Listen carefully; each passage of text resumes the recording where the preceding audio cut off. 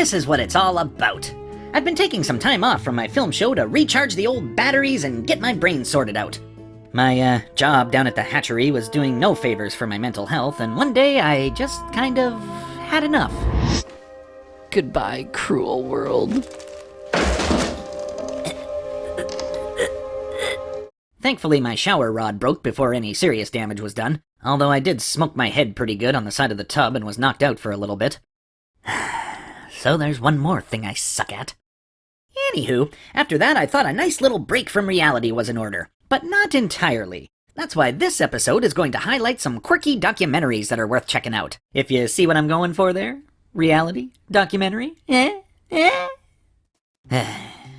Alright, you got it. Get it on. Fast, cheap, and out of control. My next guest is one of the very few filmmakers in the world who makes documentary films that are filled with as much emotion, excitement, human interest, and humor as the finest fictional films. It's a great pleasure to have him with us tonight. Please welcome Errol Morris.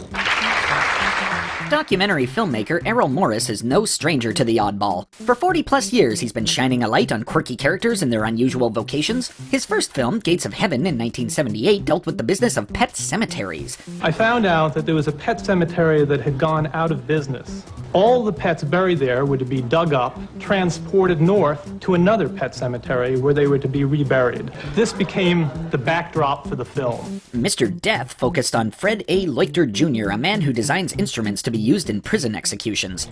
He said he kills people, and that kind of surprised me until he explained exactly what he did.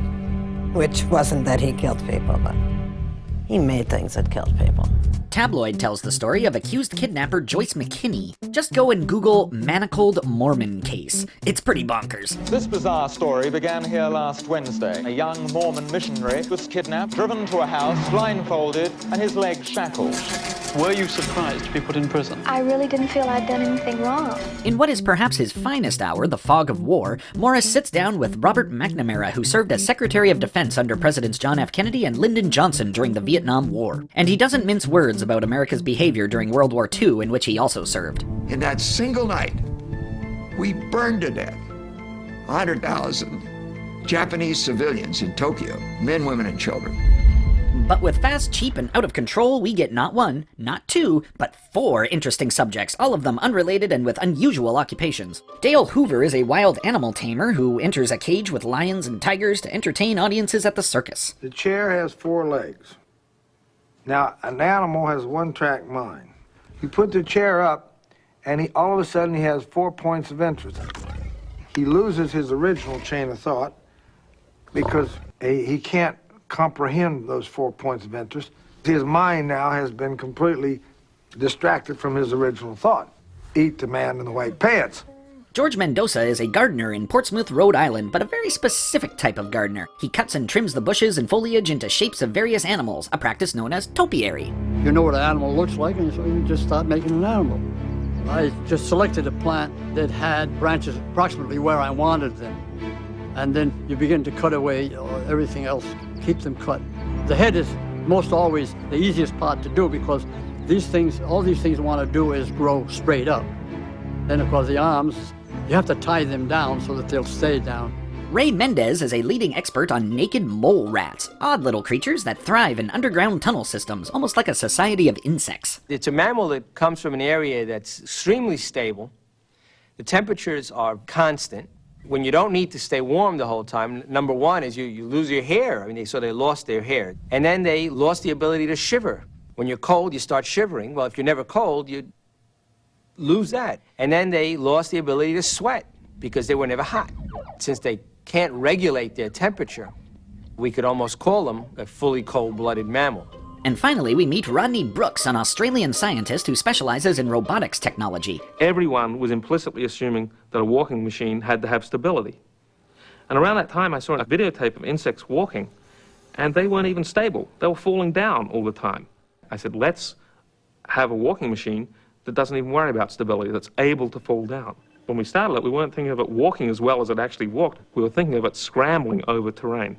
And it turned out to look an awful lot like an insect. And that was pretty accidental, I think. Morris intercuts between the four personalities throughout the film, and while they don't have any relation to each other, a similar theme does begin to emerge among the men. A sense of wanting to control something that's always going to be pushing back on them. You can never 100% trust what a lion is going to do. When they come through the door, you've got about 3 seconds to do what we call read them. Are they coming after you? Are they going to go to their seats? It's not the same each time. It's new every time you go in. And you have to be alert constantly. Trim those bushes as perfect as you can, they're still gonna keep growing. They constantly need repairing all the time. If you don't do that, they will get out of proportion. You can't control them anymore. Ray designs an ecosystem that he believes to be suitable for the mole rats, only to discover that their instincts lead them down a different path. I thought there would be one chamber that would be a nest chamber. You would have a tunnel, and then a chamber, and then another tunnel, and another chamber. I thought I had a really beautiful nest chamber at the end, and we found out that mole rats, the last chamber is used as the bathroom. And if you switch on a robot, it's just gonna do what it's programmed to do, for better or worse, and the results can't always be precisely anticipated. A well-respected professor from Germany said, "But how do you tell the robot what to do?" And my only answer was, I don't tell the robot what to do. I switch it on and it does what is in its nature. Fast, Cheap, and Out of Control might be Errol Morris's lightest effort in terms of subject matter, but it's perhaps his most fun as well, and it's definitely worth seeking out. There may not be a place for humans in the future if we're really successful at building these systems. They may, in fact, be our legacy to the future.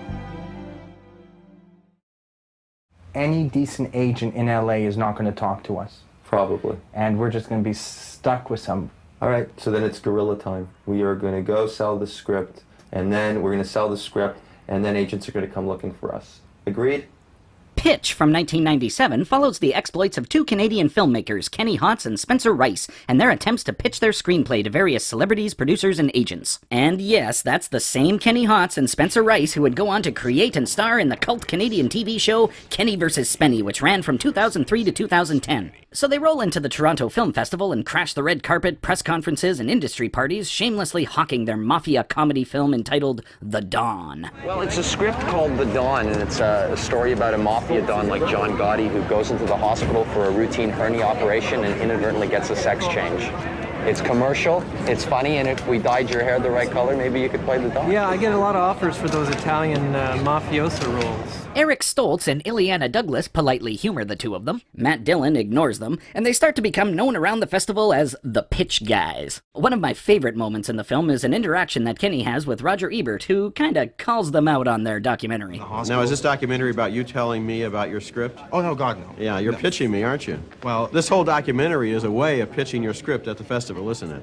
Somewhat. Yes, it is. Some of the funniest moments between Spencer and Kenny are when the two of them get pissy with one another and start sniping back and forth. This combative relationship would soar to much greater heights on the Kenny vs. Spenny show, but we can see it here in its infancy. All I've ever heard are stories about people in LA being just so pushy and they're the ones that make it. So start getting in that frame of mind, okay? Yeah, I was in that frame of mind, and you're too desperate, you sound too desperate. At the festival, I'm That's like that. Different. You go, That's no, different. not at all. That's different because they're there. Push, you want to be pushy, go push.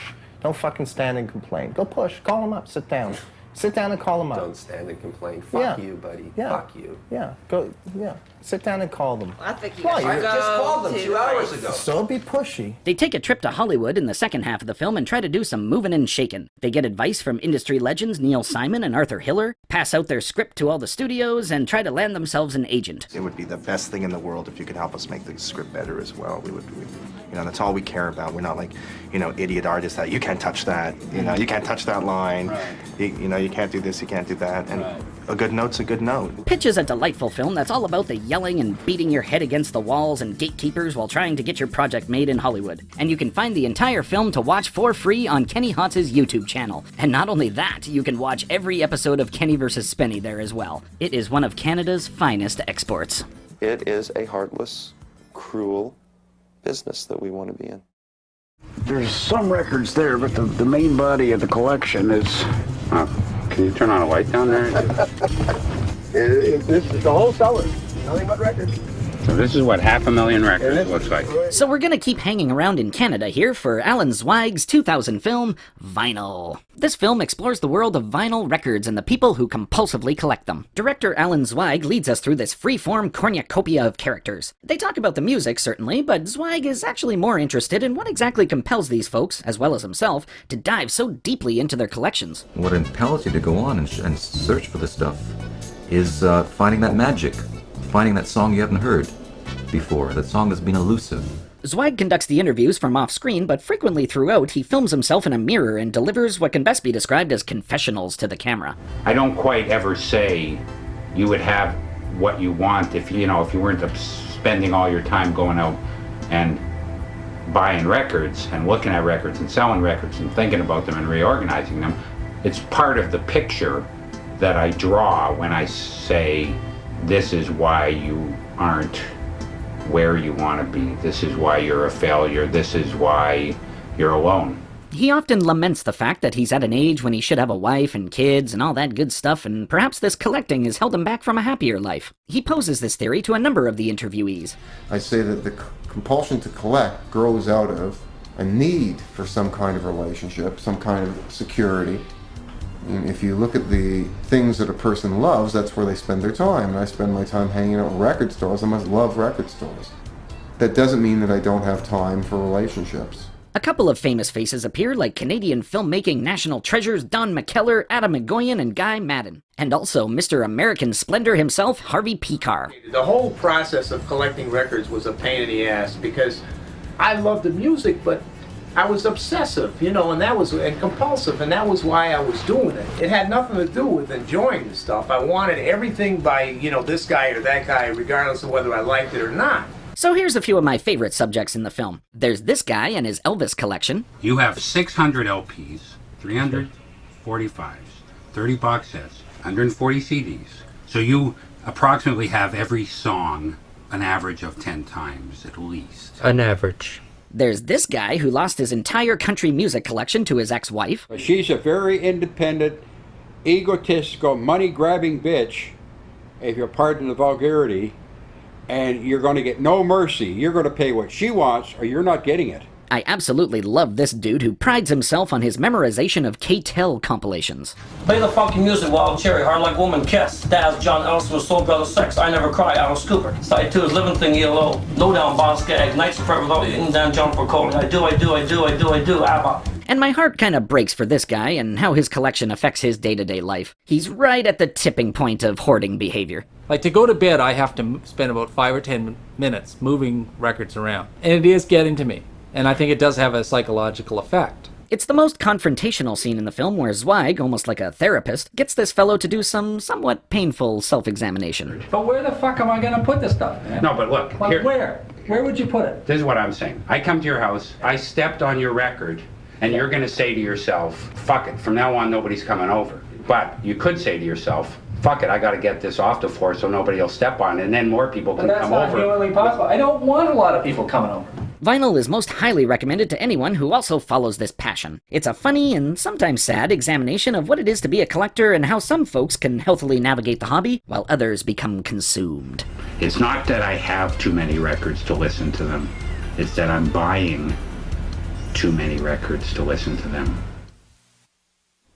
I might be a neurotic person and therefore constantly questioning everything I do, but I think those records are really cool. And no, I don't even play those records. Just as a little addendum here, over 20 years after Vinyl, Alan Zweig made a sequel film called Records, released in 2021, and it makes the very welcome upgrade to HD quality. Much like the first film, Zweig interviews various folks about their collections as well as their collecting habits. He also returns to the mirror confessionals as well, but this film is a lot more hopeful and upbeat than its predecessor. In Vinyl, Zweig was a lonely, sad sack buying records and killing mice in his apartment. But now he has that family and child that was missing from his life. He even employs his daughter to do some filming for him.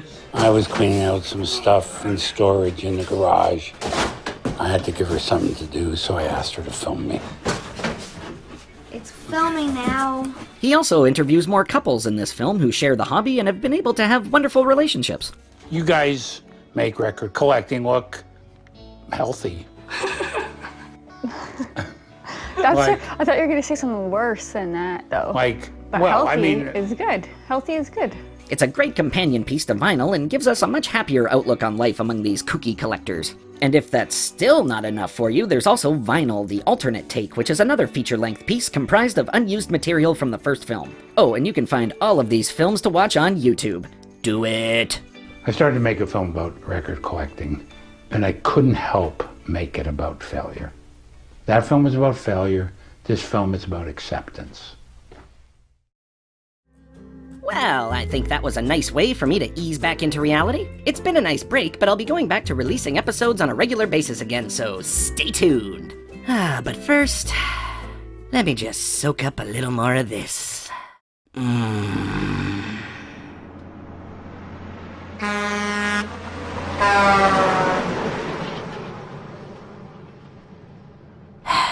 Stupid reality.